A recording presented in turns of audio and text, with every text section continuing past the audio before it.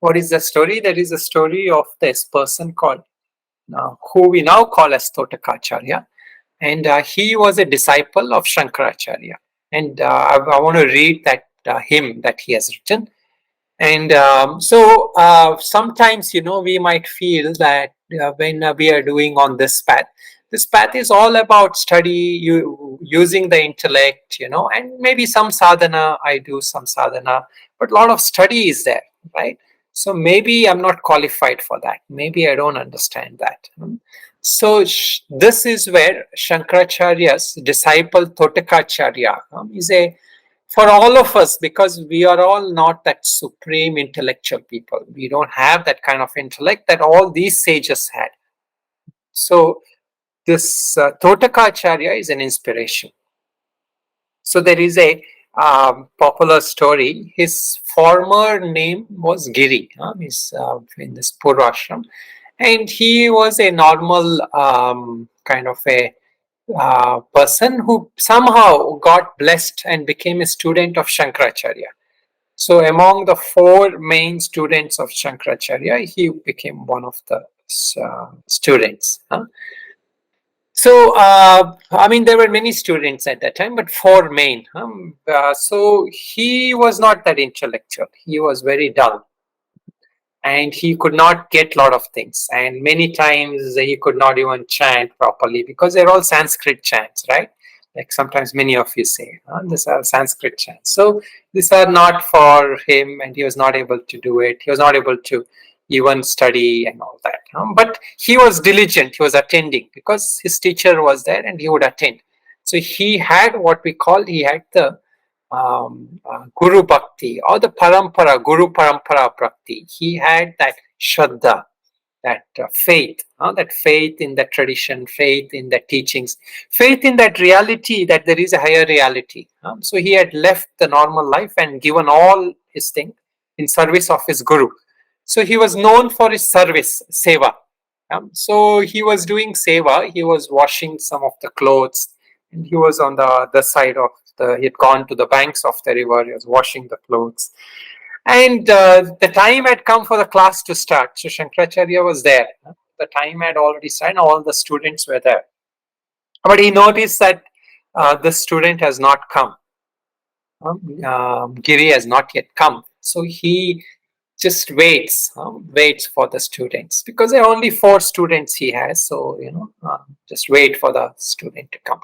So then the one more student is there who's very intellectual, very bright, Padmapada. So he asks him, what are you waiting for? And he realizes he's waiting for Giri. So he tells him that the wall is here. So why don't you start?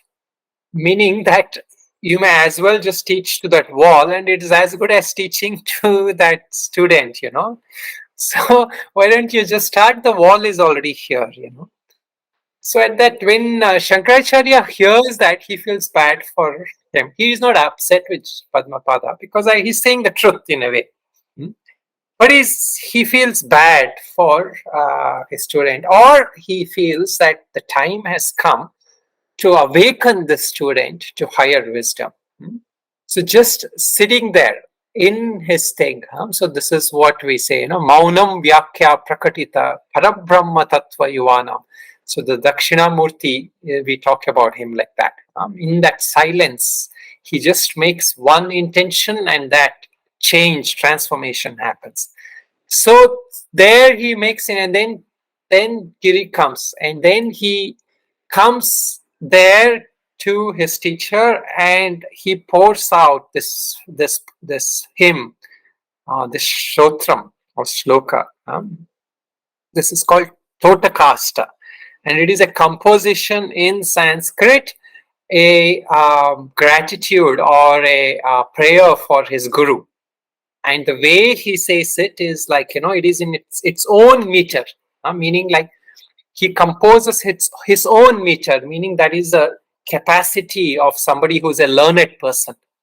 Only somebody who has that high capable of learning can create their own. So this stotram is called Totakastakam. It has its own meter. Like for example, Gita is in Anustup Chandas, Many of them you will see as in Anustup, and similarly every, they're recognized meters. And the composition is not just a simple one. He brings out the essence of what a teacher is and what this tradition of gurus is and what Shankarcharya is mainly here. So we can think of Shankarcharya, or we can think of the line of gurus, or we can think of what we call as the Guru Tattva, the essence of that guru which comes into our life, that principle. It doesn't have to be an individual also.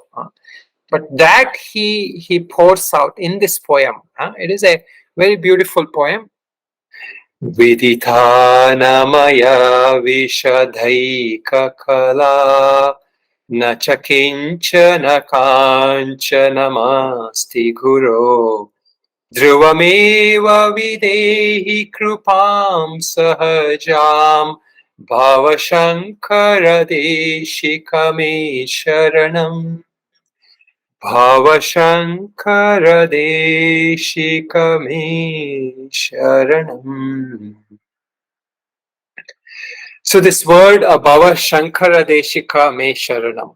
So I take refuge in this Acharya, in this great teacher, in that one teacher of the vast teacher. Meaning, it is not just like a person or entity.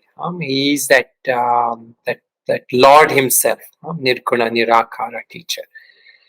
Beautiful way in which he expresses, and especially the last one where he says, that Viditam Maya Namaya Vishadaika Kala. I have not understood anything, even though I might be a great Pandit. In reality, our knowledge will always be less, and not na kinchana kanchana masti guru. How can I give anything to that great teacher? No amount of wealth is enough for that wisdom that he is giving me, that highest reality. So even if I have all the wealth, I really don't have anything, because I don't have that spiritual knowledge. And that is what you have. So bestow on me that dhrutameva videhi krupam sahajam, by your natural grace. And this is what he gets, right? That Totakacharya is now, he becomes a Totakacharya, as he's called. And he's one of the Acharyas we call in part of the Sampradaya. He is of the Shankaramat. He is one of the 4 first Acharyas.